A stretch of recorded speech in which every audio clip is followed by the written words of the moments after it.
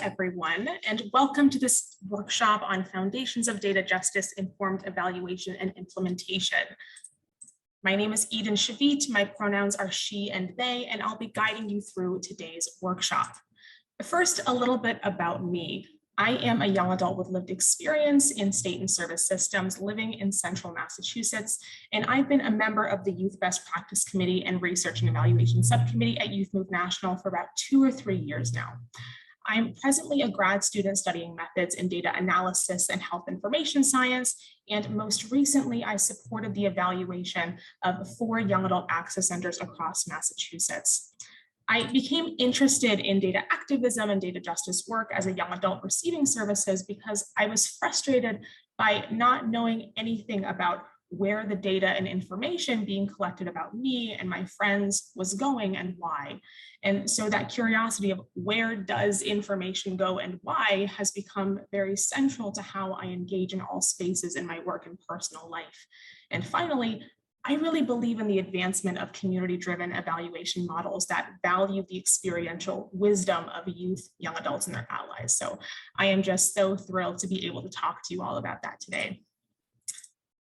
Our time together is going to be sliced into 2 distinct sections. The first part of the workshop is going to focus on data and data ethics. We're going to talk about what data are, how they're collected, how they're structured, and why they've become so darn important. Then we'll talk about data ethics, paying particular attention to the relationship between data and power, which underscores the tenets of data justice and data activism. Then in the second part, we're going to dive into the practice of program evaluation and what that looks like when the principles of data justice are integrated into a community-driven evaluation process. We're going to keep things pretty high level for the sake of simplicity, but we'll tie in a hypothetical example to drill some of these ideas home for you. Now, I do want to give the caveat that this presentation will not be all-encompassing. It would be impossible to include everything there is to know in such a short period of time, and I am certainly not an expert on all things in this realm, but my hope is that our time together will not only provide an introduction to some cool concepts, but more importantly, an invitation for you to explore the topics that interest you further on your own and think about how they can be applied to your work, your life, and your advocacy respectively. Now, before we jump into part 1, it's important that we have a common definition of program evaluation so that we can be sure we're talking about the same thing. There are lots of definitions of program evaluation out there that have been put forth by lots of really smart people over the years, and these definitions tend to share some common characteristics. So to make things easy, our working definition of program evaluation for today is the systemic assessment of the operations and/or outcomes of a program compared to what it was supposed to do. In other words, hey, a cool program, is it doing the thing it set out to do? Now, a fundamental component of any evaluation-based effort is data, and data are powerful. We'll talk about why data are so powerful later on in the presentation, but a few key applications include that data can alter funding streams. Their presence, absence, accuracy, inaccuracy can be the difference between having vital youth programming funded or not funded. Data inform policy. They can be the difference between adequately informed decision-making by policymakers and really not great decisions that inform and impact young people and their support systems. And perhaps most salient and most relevant to data justice, data can change the way that people are perceived and treated by the entities which hold power over them. And so any initiative that requires the collection, the use, or the analysis of data about young people and their lives, including evaluation, really ought to be informed by these underlying principles of data justice, data ethics, and data literacy amongst the people to whom these data pertain. In other words, if data about you or your community is being collected, used, or analyzed for any purpose, these principles dictate that you should be able to know, critique, and assert fairness in the way you or your community is being made visible through data and the consequences of how you're being made visible, oftentimes by people that have no connection to you or your community, but are relying on decontextualized numbers to make decisions that affect you very directly. So without further ado, let's dive into part 1. We'll start with the basics of what are data anyway. Data are typically defined as pieces of information like measurements and outputs that are used to calculate, analyze, or plan something. But here's the thing. Data can kind of be anything, from the number of cups you have, to your body temperature, to your favorite color, to the contents of a text message you sent to your best friend earlier today. Data are just pockets of information stored in different ways. And so because data can kind of be anything, humans over time have come up with lots of cool and interesting ways to classify them. These categorizations are broadly known as data types, and it's important to know about them because the type of data you have informs what you and others can do with it. So I'd like to walk you through just a couple of these data types. The first are quantitative and qualitative data. Quantitative data, as the name suggests, are quantifiable. These are numeric values. They answer questions like how many, how much, and how often. Whereas qualitative data can't be quantified. They are qualities. They answer questions like what happened, how are you feeling, and what's your favorite color. These data are often described as providing richness to a narrative where quantitative data aren't always able to. Then we have structured and unstructured data. Structured data are highly organized in a tabular fashion. These are the data you find in spreadsheets or relational databases, and for a long time, these were the only kinds of data that we could computationally analyze until advanced computing brought us the ability to analyze unstructured data, which are those data whose native formats are not tabular. These are free text, they're images, they're PDFs, your social media activity, all the things you may not have known people can track and analyze, but do. So just to give you a visual, this is an example of structured data. The columns or variables correspond to cases or rows. If I want to know the age of the person in record number 3, all I have to do is locate the correct case 3 rows down and slide over 1 to retrieve the answer of 24 years.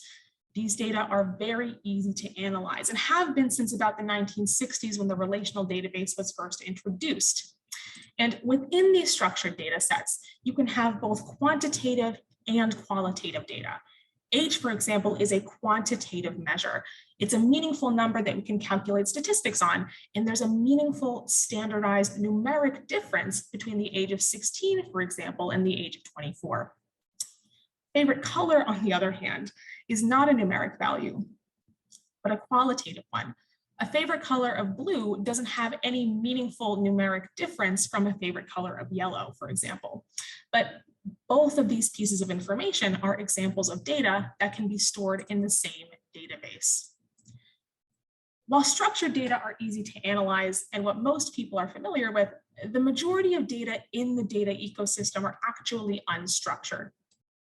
And as mentioned, up until recently, we didn't have the computing power to process or analyze these kinds of data at scale. But these newfound capabilities have resulted in this incredible boom of what's called big data, or the absolutely massive accumulation of data collected and analyzed every second of every single day.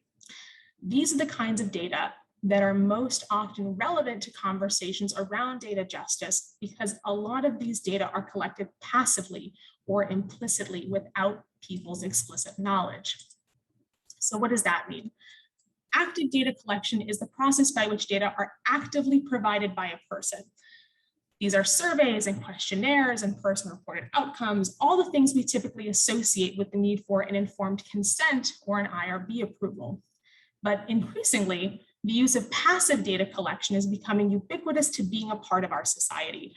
Everything we do generates data, from searching the internet to walking past a security camera to purchasing something with a credit card to using our GPS to clicking on an advertisement. All of these actions are generating data.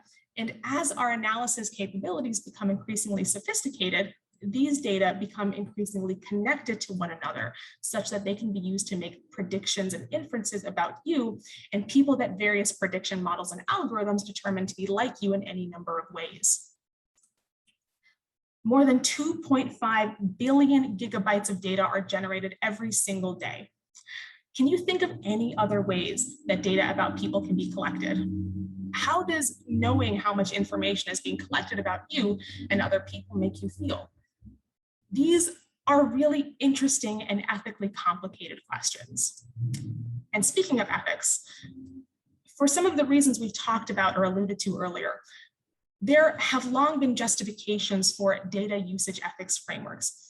And some of the most famous foundations of data ethics principles and practices actually come from the fields of medicine and biology, which I have affectionately termed the OGs of data ethics. Seminal texts like the Declaration of Helsinki and the Belmont Report, which really dealt with the ethics surrounding human experimentation and research, also informed the foundations of ethical human-related data practices in the evaluation space. Also incredibly influential in the healthcare arena was the introduction of the Health Insurance Portability and Accountability Act, or HIPAA, which among other things is very well known for its privacy rules concerning protected health information. The problem being that most of these influential guidelines were highly specific to their respective fields and practices. Revisiting the HIPAA example, because HIPAA only applies to covered healthcare entities, which are very specifically defined, the protection of these data is contingent on who has possession of the data at any given time, rather than the characteristics of the data alone. It also wasn't anticipated that there would be such a huge explosion of big data, making this more ethically complicated. So a good question that typically follows the conversation of, wait, how much data gets collected about me, is the question of why? Why are all these data collected? What's the reason? What's driving this? And the answer really lies in industrialization. Industrial revolutions are characterized by a transition of some kind of human process to a machine. While the first and second industrial revolutions marked a transition from physical human processes to machines with the introduction of steam and water power and electricity, the third and fourth industrial revolutions, which is what we're presently in, has marked the transition of mental and intellectual human processes to machines with the introduction of personal computers, increased automation, mobile devices, cyber physical systems, machine learning, and yes, quote, artificial intelligence. Now, these mechanisms only work when a massive amount of data are available to train, test, and pilot them appropriately. Therefore, data have become an incredibly valuable commodity, meaning that more data equals more money. Given the tie between money and power, it didn't take very long for people already structurally and systemically affected by that relationship to recognize that data and power were also intricately connected. But though already well known in marginalized scholar and activist communities, the fourth industrial revolution has also represented a period of mainstream recognition of the relationship between data and power in societal contexts, as seen in a number of very popular documentaries and books that have examined this relationship in one way or another, including The Social Dilemma, Coded Bias, Weapons of Mass Destruction, Algorithms of Oppression, and Targeted, just to name a few. To understand this monumental shift in awareness, its importance to data-driven processes like data justice and evaluation, we need to look back at the history of data collection itself. Humans have been collecting and tracking information for thousands of years, with some of our earliest examples being the use of notches on sticks to mark the passing of days, and early public record keeping in Mesopotamia and Egypt in 3000 BCE. But while the word information in its current context dates back to the 14th century and French from Latin, the word data in its present context didn't appear in the English language until the mid-17th century. That's weird. That's really weird. And the reason that's weird is because we already had words to describe this kind of information. We had words like observation, measurement, evidence. And so that begs the very valid question of, why did we need another word? And why did it become so widely used in such a short period of time? Well, it's speculated that this served a very specific purpose, because referring to information as data, as opposed to any of the other existing words to describe that kind of information, served to substantiate claims that may have otherwise been debatable. But, as so eloquently stated by Catherine D'Ignazio and Lauren Klein, what information needs to become data before it can be trusted? Or more precisely, Whose? A piercing question that underscores the roots of data activism. Data activism is characterized by ground-up community data collection that is often a response to missing or biased data from which decisions affecting a community are made.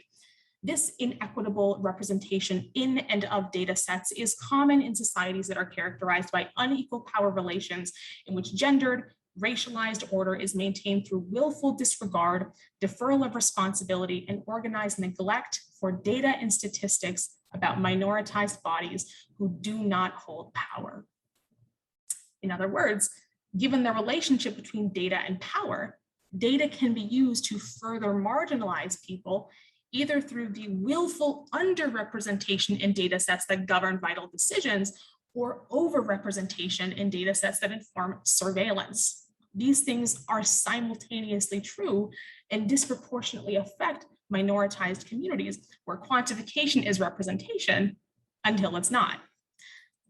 A very famous example of data activism includes the work of celebrated investigative journalist Ida B. Wells, who gathered and published an encompassing data set in the late 19th century, detailing acts of violence against Black people, accompanied by a scathing investigation of fraudulent claims made by white people who tried to justify the violence. This is one of the most notable documented occurrences of using data to challenge power structures. A second example is the work of the Airbeat youth activists in Roxbury, Massachusetts in the late 90s, who were the first to investigate the potential links between high asthma rates and air pollution.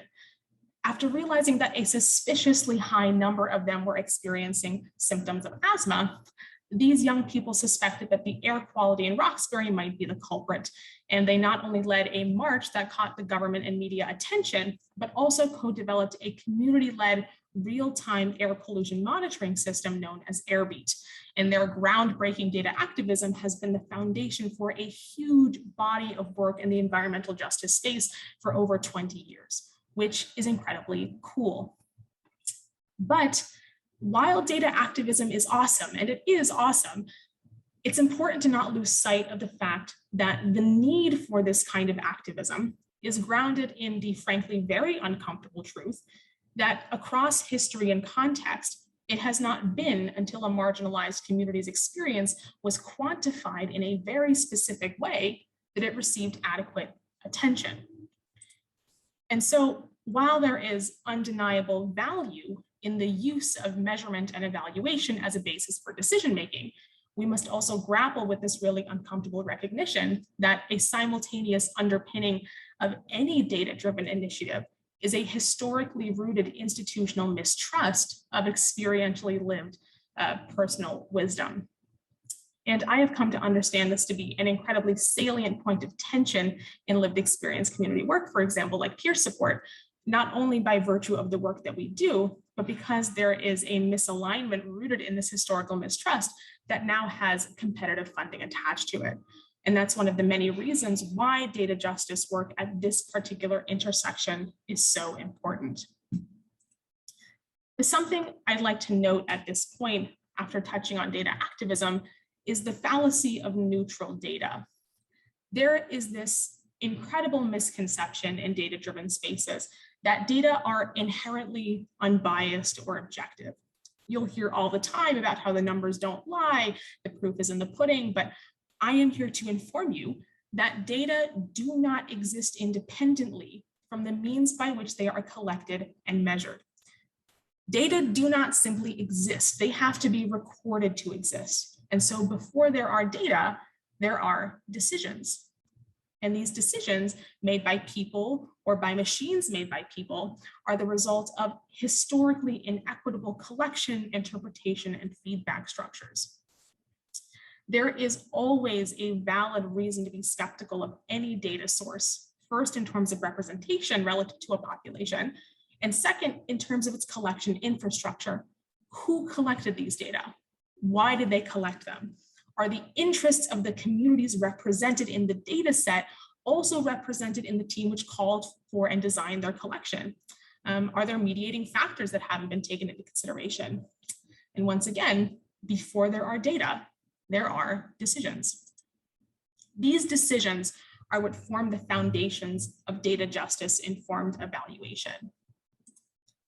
At this point, I'd like you to take a moment to reflect on 2 questions based on what we've discussed so far.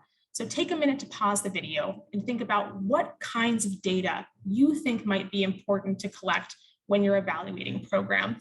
And based on some of the information we've talked about prior, are there any kinds of data that you feel should never be collected?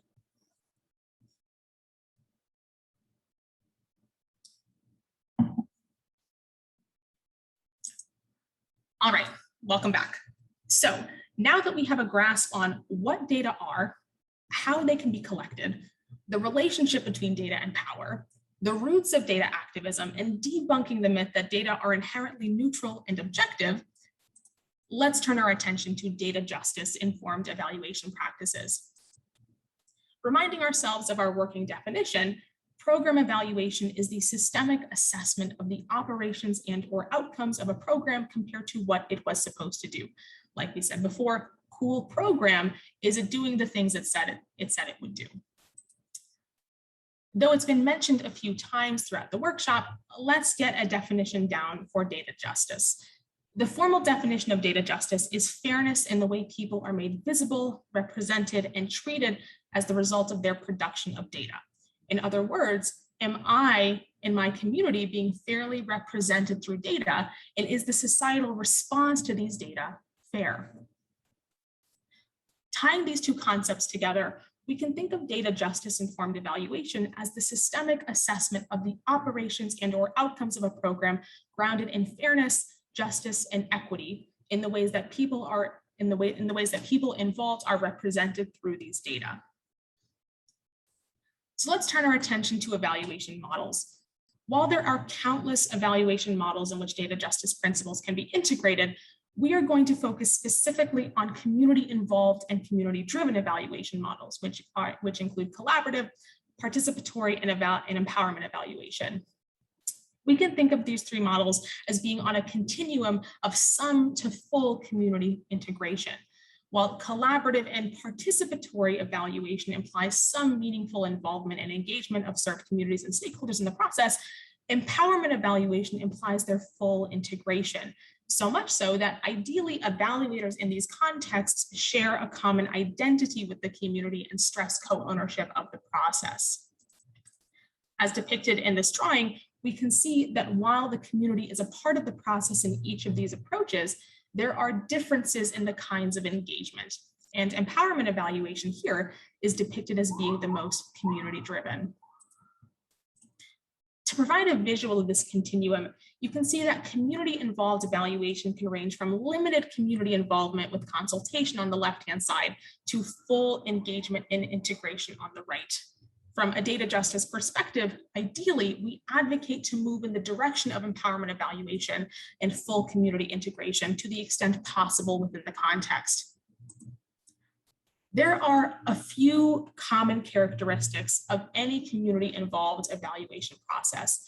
These include to identify the goals and scope of the evaluation. What are we looking to accomplish? What outcomes are we interested in? To evaluate or to develop an evaluation plan. How are we going to do this? To collect the data, to analyze the data, and then to share the findings out with the community. We're going to look at some of these important processes and some considerations for each of them in the following slides.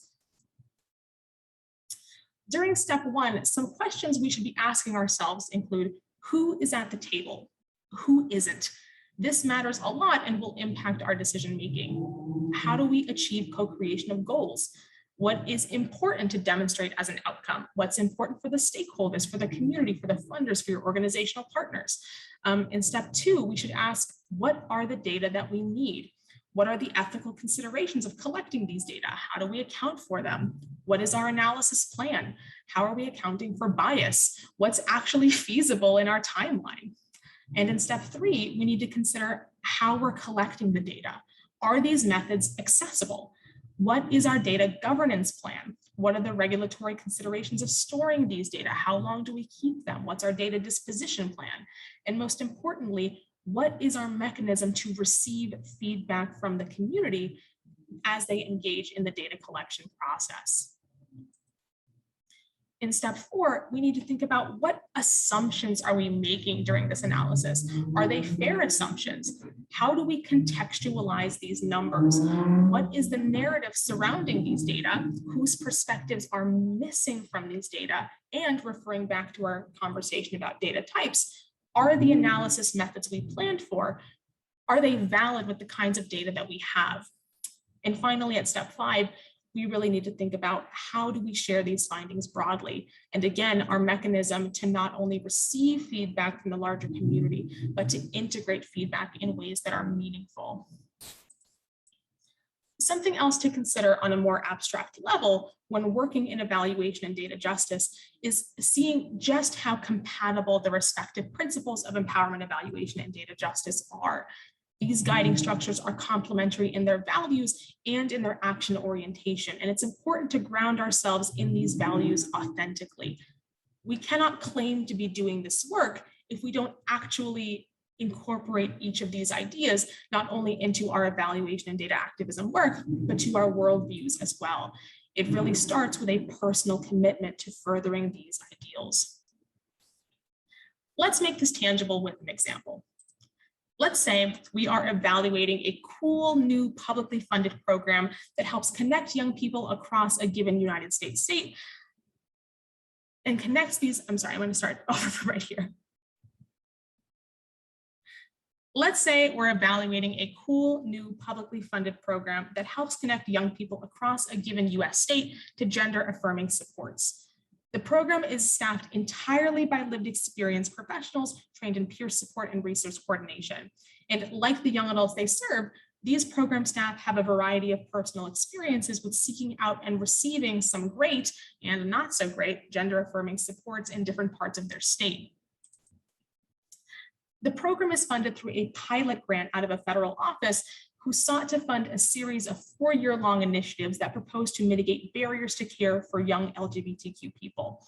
An evaluation team that's skilled in data justice informed empowerment evaluation practices for LGBTQ programming, and in particular, all of them being queer and trans people themselves, have been invited to co-lead the evaluation practices alongside the program staff and the community members. Here's an example of what year 1 of a timeline could look like for this project.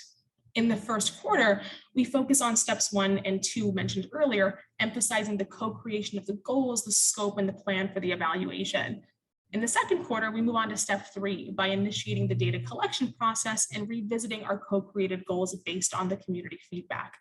In the third quarter, we begin on step 4, or the analysis and interpretation phase, while again revisiting how we collected the data based on community feedback.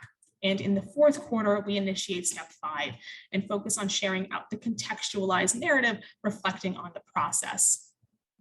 Although this seems incredibly linear, I do want to stress that this process itself is iterative and sometimes really messy, especially if you're doing it right, because actively working in an inter-community team is not always easy. But what matters most is keeping transparency and communication. Sometimes in evaluation, the simplest question we'd like to answer is how many people benefited? How many people were served? So in the case of our example, we want to know how many people had been successfully served by the program as an outcome. And the answer would be dependent on the answer to a number of different questions, including how many people actually worked with us. Of those people, how many of them were successfully connected to gender affirming supports? And of those people, how many of them were satisfied by their supports? How many of them got what they actually wanted out of it? Let's say that among the 500 young adults who had enrolled in the program in year 1, only about 200 or 40% were successfully connected to gender affirming supports. That means that 300 young adults, or 60%, were not connected, and 50% of those successfully connected were not satisfied. Those are high numbers. And so at the next program dialogue, which is a regularly held space for the evaluators, the program staff, the young adults served, and other community stakeholders to convene on a regular basis, we ask why people think the rates of successful service linkages and service satisfaction are so low. From their experiences, the community speaks to some of the social challenges surrounding young queer people and intersectional identity. So they recommend that we analyze the characteristics and context surrounding these young people's lives. In other words, what are the social determinants of the young people who are successfully served as opposed to those who are not? We conduct analyses based on what was shared in our dialogue, and we discover 3 interesting patterns that we bring back to the full group the following week. It turned out that most young adults who were successfully connected to services lived in urban regions of the state, while those who were unsuccessfully connected lived in rural regions. We also found that when looking at the breakout of gender identity, most young adults satisfied with their service and their service connections were binary trans people, while those unsatisfied were largely non-binary trans people. And finally, though most young adults served by the program happened to be white and Hispanic, Black young adults were disproportionately not connected to services and were also disproportionately unsatisfied with the services they did receive. Now, some might feel tempted to stop here. These are interesting insights. We can use them to complement our numeric data. We can write a report, but this does nothing for the program or for the young people it serves. These data are decontextualized, and releasing decontextualized data can actively contribute to harm by enabling external interpretation by those unassociated with the community, but whose impact may assert power over that community in one or more ways. Therefore, it is vital that the community themselves be the drivers of a contextualizing narrative. And that's exactly what we encourage here in a follow-up discussion. When discussing the service disparity between young adults in rural and urban regions, a young adult joining the meeting by phone mentions that because rural communities like hers have both fewer local gender affirming support entities and fewer transportation options, even when a rural young adult is referred to as support, they may be less likely to keep the appointment because it's far from home.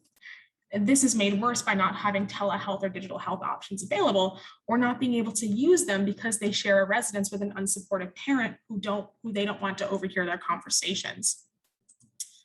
After bringing up the service satisfaction disparity across gender identities, a non-binary young adult speaks to how, in their experience, the gender-affirming supports they've received tend to be directed more towards binary trans people than to non-binary trans people, and that makes the support less beneficial to them. They express that there is a larger systemic need for gender-affirming supports that are more inclusive of gender identities, which fall outside of binary identities. And finally, when speaking to the racial disparities in service and satisfaction, both an evaluator and a program staff disclose that they rarely see themselves reflected in the gender-affirming support workforce, and that has made it difficult to find support that meets their needs both as trans people and as people of color. Among other oppressive factors, they suspect the lack of intersectional supports could be driving this disparity in the data. So what's the lesson here? Really, what I hope this communicates is that evaluation cannot simply be about quantifying the success of a program based on decontextualized numbers. Data justice informed program evaluation must also be about aiming to understand the broader modifying systemic context of data, how disparities appear as data, and what changes can be made on the programmatic level to break down and address these disparities and advocate for change. Data justice goes beyond, data justice informed evaluation goes beyond, does this program do what it's supposed to do, and asks, how can our community evaluation work affect broader change? So what do we do after this program dialogue?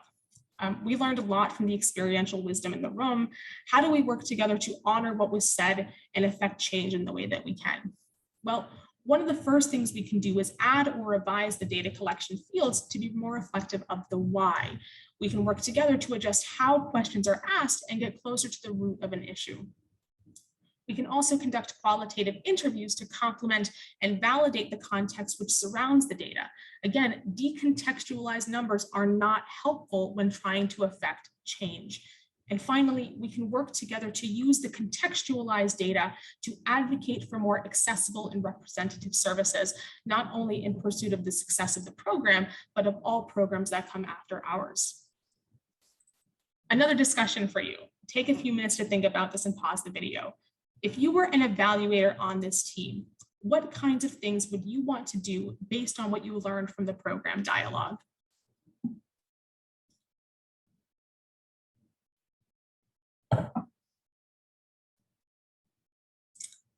As we wrap things up for today, I want to bring us back to the beginning and remind you that this workshop has not been all-encompassing by any means. There is still so much more to learn, and I sincerely hope that if you found any of this interesting, or if it called to you in any way, you'll explore these concepts on your own and bring them back to your communities. Here are just a few resources you might find interesting to peruse, and here is how you can get in touch with me. Thank you so much for your time, and I really hope that you'll explore these concepts on your own. Thanks.